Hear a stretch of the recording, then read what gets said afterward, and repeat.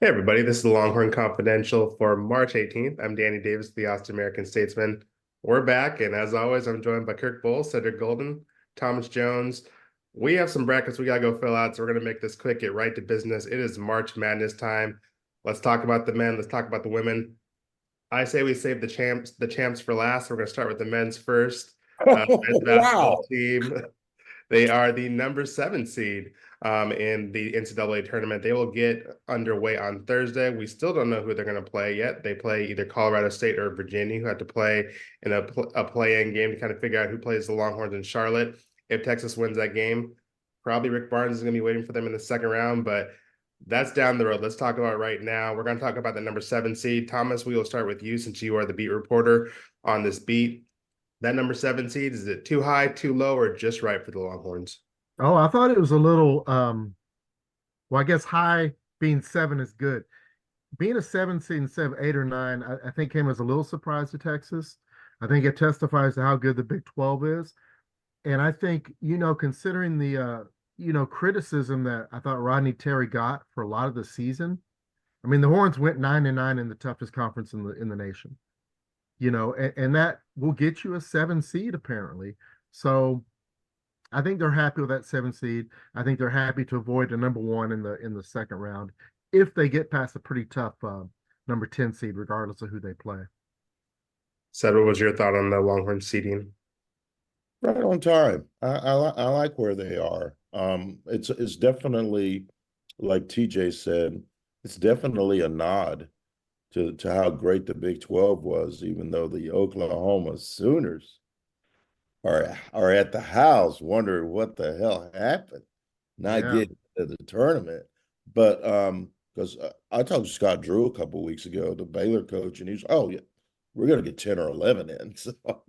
So I didn't believe that when he said it, but I really thought that OU would get in. But I think Texas was uneven during the regular season. They let some games get away from them that they should have won.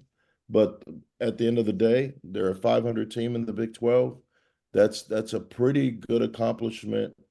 Uh, Too bad that they didn't win more in a season that Kansas is not Kansas, but I think Rodney Terry will take it at this point. And they're healthy. Like you see what health is doing to OU. Javier McCollum's out for OU, and that definitely impacted what happened to them on Selection Sunday, not getting in. Kirk, what was your thought on that number 7 seed? I think it was, 6 of one, half dozen of another, because if you're going to keep winning, you're going to play a one or two, whether you're a 7 seed or in that 8-9 pairing. So, I didn't think it was that big a difference, but it was a tip of the hat and major props to the Big 12, as TJ was saying. And I think that had a lot to do with it because, or maybe the selection committee just didn't watch them play Kansas State in the Big 12 tournament. They may have been watching the ACC or something. So, because they looked horrible in that game and they can't play like that. And which is weird because they'd kind of been hitting their stride, and playing really well until that game. They look great for a half. They did. That's kind of been their story, hasn't it? Yeah. Now, Usually the when first, yeah. now when y'all look at this Texas roster going forward, which Longhorn needs to step up, needs to have a good March for this team to be able to do what it needs to do over the next couple weeks? Well, I know what Sed's going to say, so I'm not going to talk about Tyrese Hunter. I want to see Dylan Mitchell. I want to see Dylan Mitchell be that pro prospect that he thinks he is and he should be. Early in the season, he was averaging close to double every game. He needs to get back to that 8-10 rebounds a game, 10-12 points a game. If it's a Dylan Mitchell we saw in the first half against K-State, when Texas dominated the boards and built that 10-point lead, I think they can make a run. I think they could surprise Old Hickory in the second round. Woo. Yeah, I got to go with Tyrese. I got to go with Tyrese. He's all of a sudden he has become the barometer, Thomas Jones. He's the barometer now. He scores 33 and to steal a line from Kirk Bowles. He's Tyrese Hunter for president at Kirk's tweets. But then he follows up with an 0-7 after that, and they get beat. So when he plays well and those big dogs show up, Max and Dylan Dessou, the Texas Longhorns are a tough out. They just are. But when he doesn't play well, they're leaning on someone else like a Brock Cunningham or Kendall Weaver, somebody like that. That's not a frontline player, and that's when they get in trouble. That's when they get in big trouble. So, yeah, he's definitely my guy. If he can score 12 to 13 points a game and limit those turnovers, the Texas Longhorns will be in every game they play in this tournament. Because he'll play defense. Oh He'll, yeah. he'll deliver on that Oh, end. well, he'll get steals, but he gets blown by too much. He's always peeking into the backfield like a 34-year-old cornerback. Don't want to do that. No more Pac-Man. Kirk, who's your pick? Gotta be Hunter. Gotta be Hunter. He's mercurial. You know, he's up, he's down. You know, y'all were at the Baylor game. He hit 2 threes right off the bat, and what did he end up with? 7 points, 6 He points, something ended up like with 12. He had 12, but that's yeah. And he six just more points in the next 58 minutes. yeah. I'm, But thing is, I'd like to say Mitchell and agree with TJ, but you know, if anybody's expecting Dylan Mitchell to get 20-10 numbers, 20 points and 10 rebounds, ain't gonna happen. about 10 and 10. But 10 and 10 would be nice. But it's got to be Hunter. They haven't had that third reliable offense, and now's the time to shine. You know, he got a bad report from the NBA combine last year. So hey, you want to prove some people wrong? March is when the lights are brightest. He might get a return to sender if he sends a letter in this year. All right, so this Texas team had a great run in the tournament last year. Elite Eight was knocking on the door of returning to the Final Four for the first time in a long time. But what would a successful March look for this Texas team that may not have the exact people may not be looking at them the exact same way this year. So what would a good March look like for this Texas team? Kirk, we'll start with you. A Sweet 16 would be excellent because it would probably mean beating number 2 seed Tennessee. So I think expectations are so low, everything is just kind of gravy. It's like there are probably a lot of Longhorn fans thinking they won't win one game, and they also have the disadvantage, Colorado State and Virginia. They don't know who to plan for. Both those are pretty decent teams with a pretty good net rankings. So yeah, if Rodney really desperately needs to win a game just because people have kind of fallen off his bandwagon after the Elite Eight run last year, and it just hasn't been a consistent, cohesive bunch. And they've won 5 in a row at one point, 4 in a row in the other time, and the rest of the year it's like up and down: win 1, lose 2, win 2, lose 1. So yeah, if they could get to the Sweet 16, I think Rodney would be doing a cartwheel. Said He was giddy. He was giddy. He was. Man, he was so He was he's feeling like a kid. He's like a kid because he's my age. He's like a kid in a candy store. I agree with Doug. They win 2 games, Daniel, and Rodney's feeling really good about next season because it's been kind of disjointed this year. They figured some things out at the end, but you don't want to be figuring it out at the end. You want to be figuring it out in the middle and then getting ready for that big run. So to beat UVA or Colorado State, and then to take out Old Hickory in the second round, his mentor would be a feather in his cap, and it will calm some of the whispers around the program. The thing I don't like about Texas fans is, yeah, they don't really care about basketball. They just don't want to be embarrassed. And I don't know if the passion is there, but I do know that when a coach goes one and done, that's when they start chirping a little bit. We can ask Shaka about that. Well, Shaka went 6 years without a tournament win.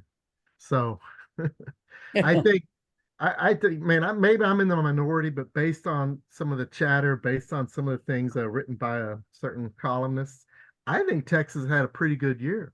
I think 500 with what this team lost was a pretty good year in the Big 12. I think they win one game. I think it's a good year. I don't think he needs to get to the Sweet 16. Remember, I mean, Texas went 7 years without winning a single tournament game. You know, So you win the opener Thursday, you lose to Tennessee on Saturday. There's no shame in that. I think you get to the second round. I think you can look back on this year and say, you know what? We remained competitive. You know, you look at Miami that beat Texas last year, got to the Final Four. They're not in the tournament. K-State, what, Elite Eight last year? They're not in the tournament. To get to the tournament itself is an accomplishment. I think give RT a little credit for that. You win one game, I think he's happy. You know, at some point, I think it's Wednesday. You guys can correct me. Kirk and Sed will have their Final Four picks in the newspaper. Actually, have their entire brackets, fill it out, and some words opining Tuesday, Daniel. opining what their predictions are. So we're not going to make them pick. We're going to make y'all pick up an actual newspaper for their picks. But TJ, what is your Final Four prediction for the men? Okay, I do like the Big 12. I think Iowa State gets to the Final Four over UConn in the East. I like Houston, but I don't think they make it because I think some of these injuries are going to take their toll. And if they get another bang up here, twisted ankle there, I think Wisconsin comes out of the South. In the West, I like Arizona over Carolina. And in the Midwest, I think Gonzaga is going to enjoy playing without the spotlight on them. I think Mark Few's team is under the radar, which has been a rarity the last 2 decades. I think they get to the Final Four. That's sexy. No That's chalk. Jay. I like it. I like it. This is why I never. This is why I never win brackets because of crap like this, baby. Never. Hey, last year, Final Four, he had a 9 seed and 2 5s. And what was UConn, a 4? You know, and they beat everybody by 20. So you got some history on your side, TJ. I like that, TJ. I like that. No, you like taking my money. So TJ did all the work with those Final Four predictions. We're going to let him sit out this next segment. We're going to talk about the women and their accomplishments this season. They will be a number 1 seed in their tournament. They will start play on Friday afternoon at 2 p.m. They get to host the first 2 rounds. Drexel will be their first round opponent. If they win, which they will play either Alabama or Florida State in the second round on Sunday. So let's talk about that number 1 seed. First time Texas has gotten one of those since 2004. Were they overseeded, or was this an appropriate seeding for this Texas Longhorn team, which went 30-4 and won the Big 12 tournament championship? Kirk, we'll start with you. Seated right where they were supposed to be seated. I mean, Vic had it right. I mean, they've been on fire. They won 12 out of their last 13 games, and could have easily been 13 out of 13. You know, we know about the bad call that cost them a regular season title chance, and they shared it with Oklahoma last year and should have at least shared it, if not better, this year. So no, I think they were very deserving. They've played well. Now they've rewarded with that. We knew they were going to play at home. What are they, 15-2 at home, Danny? Something like that. And they do not want to repeat a Louisville. So, but this team it's feeling itself. They're in a good spot. Madison Booker, boy, he can get her own shot anytime she wants. So I just really like where they're situated and their chances. Said, yeah, it was cool, Daniel. We're waiting on Rodney Terry at the men's presser, and we're sitting with Chris Del Conte, and he's over there politicking for the Longhorns. He calls him Uncle Vic. He goes, I think Uncle Vic deserves the number 1 seed. And I go, what about Stanford, fam? What about Stanford? He was like, yeah, Stanford. And it came to pass. I like that they're number 1. I like that they're 30-4. I like that they're winning the Big 12 tournament. Vic has got his Dick Vermeil on already. The tears have been flowing, and they're emotional. They're fun to watch. They are a fun watch because of that big point guard, that big freshman who can do whatever she wants on a basketball court. I am actually more excited about the women than I am about the men, because the women just have this groove about them, and I like where they're seated. They got the momentum, and they're not going to get Van lit up at home this week. They're going to come out of there. Promise. They better not as a number 1 seed. That bar just got raised, Danny Davis. That bar got raised. They're not a number 2. They're a number 1. So number 1's better hold serve at the house. Yeah, I thought that number 1 seed was appropriate. I think I said on Twitter among my numerous tweets that I thought that they deserved that 4th number 1. I think you could have argued that they deserved a 1 over Iowa as well. Just You knew that wasn't happening. when it boils down to it, their resume was just better than Stanford's. Texas did not have as good of a strength of schedule as Stanford did, and Stanford obviously won the Pac-12, but Stanford down the stretch was not as impressive as Texas was. Overall resume, that UConn win was doing a lot for Texas in the grand scheme of things. They had a better net rating, and also they won their conference tournament and beat 3 tournament teams in their conference tournament. And 2 of those games, the Kansas game and the Iowa State game, were not close. Kansas State was obviously very competitive, but Kansas State is a team that's going to be hosting a regional this weekend. So I think just down the stretch, Texas played better than Stanford. I think they deserve that number 1 seed, and I guess Stanford gets to actually have a chip on its shoulder for once going into that tournament, because it does look like those 2 will definitely be on a collision course for each other in Portland in 2 weeks. But in order to get to Portland, a lot of Longhorns have to step up. Same Woo! question about the men. Who is one Longhorn that has to step up in order for Texas to have a successful March? Seth, we'll start with you. I'm a fan of that junkyard dog, Danny. You know I am. I love me some DeYona Gaston. I love me some DeYona Gaston. She goes in there and she does the dirty work. And I expect her minutes to go up, because good things happen when she's in the game. She's the 6th person of the year in the Big 12. And I think they need her experience. They need her toughness. That takes so much pressure off of Liam Moore and Taylor. I just think that she's the one. If she can go in there and get them 8 to 10 rebounds, that's especially on the offensive end. That's where she comes alive. She's a good offensive rebounder. If she can get in there and get some putbacks on the offensive glass, that not only takes pressure off those big girls, but it also takes pressure off of those other 2 guards who I've been very candid about, Shea Holly and Shaylee Gonzalez. They're going to have to make some shots in this tournament if Texas is going to live up to that seeding. But to me, DeYona Gaston is the X factor on this team. Kirk, who's your pick? I'm going to go with Shaylee Gonzalez, because I really think we kind of know what Vic is going to get from the rest of the crowd, and especially, Madison Booker, obviously. I love that stat, 3 turnovers in 3 games in the Big 12 tournament. That just speaks volumes Immaculate right now. She's about how immaculate good she right now. plays under pressure with her hands on the ball so much. But as said, referenced this, we've kind of taken our hits on Vic on the lack of 3-point shooting. I mean, they're a team that can win with 2 or 3 threes a game, but if you want to get to the Final Four, you're going to need more than that. And so I think Shaylee's playing much better. I think she's a lot more confident. I love that she's improved her defense. When she had that steal and coast to coast layup in the Big 12 tournament, it's like, wow, maybe this is a light bulb moment. So now I don't think Shaylee's going to go off for, 18 for the next 4 games to get them Final Four. But I think one of these games in the next 4, if they're lucky enough to play in these 4, they're going to need a game from Shaylee where she hits, 3 or 4 threes to help Amo and to Madison Booker.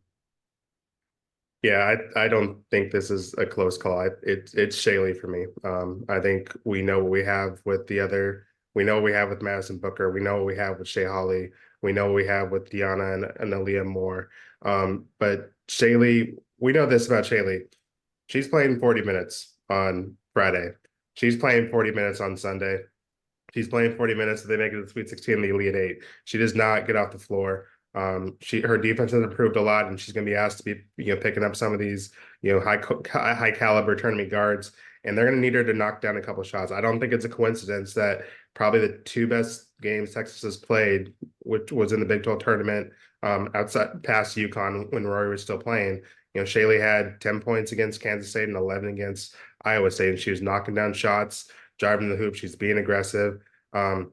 This is a 6-year player who knows that she doesn't get a next year. And you expect her to bring it. You expect her to be playing well on both sides of the court, and she can knock down a couple shots and, much to Vic's dismay, hit a couple 3-pointers. I think this Texas team can go really far, because when she is on, this Texas team looks almost unbeatable. If they can get All-American Shaylee playing out there, the sky's the limit for this Texas team. So she's definitely my pick there.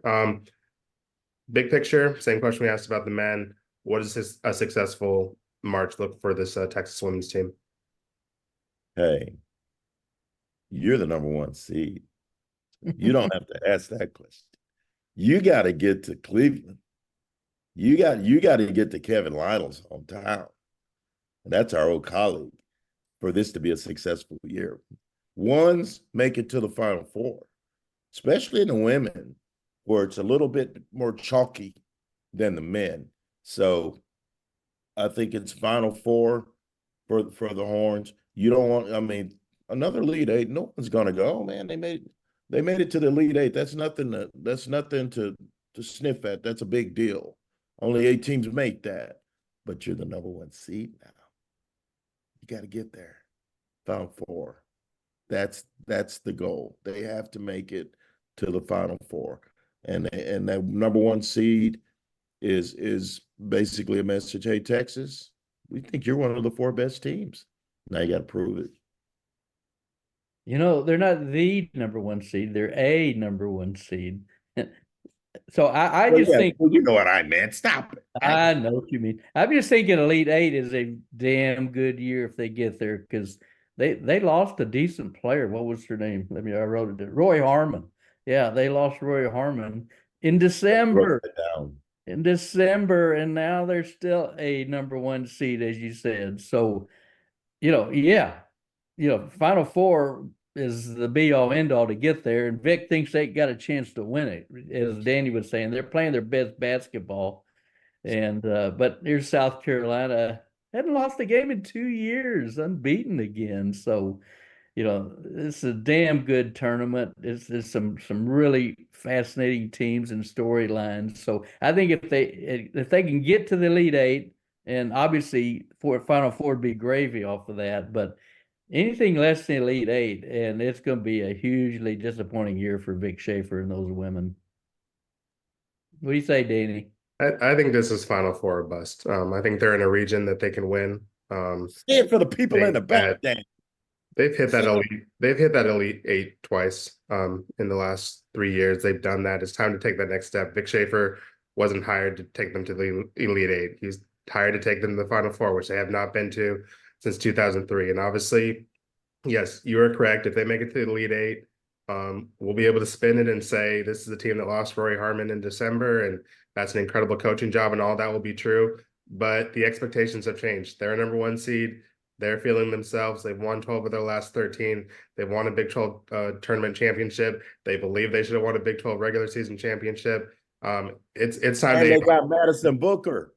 It's time to set the bar with Madison Booker, take you to the Final Four, and then next year, when you have a healthy Roy Harmon, when you have everyone except for Shaylee and Khadijah coming back, that's when you start talking about national championships. It's probably a little bit too much. Expect them to knock off South Carolina in that Final Four game, just because South Carolina is a damn machine right now. But Daniel, they should get to Cleveland. If they get there, it's anybody's ball game. South Carolina had to bank in a 3 to beat Tennessee. So it's anybody's ball game once you're there.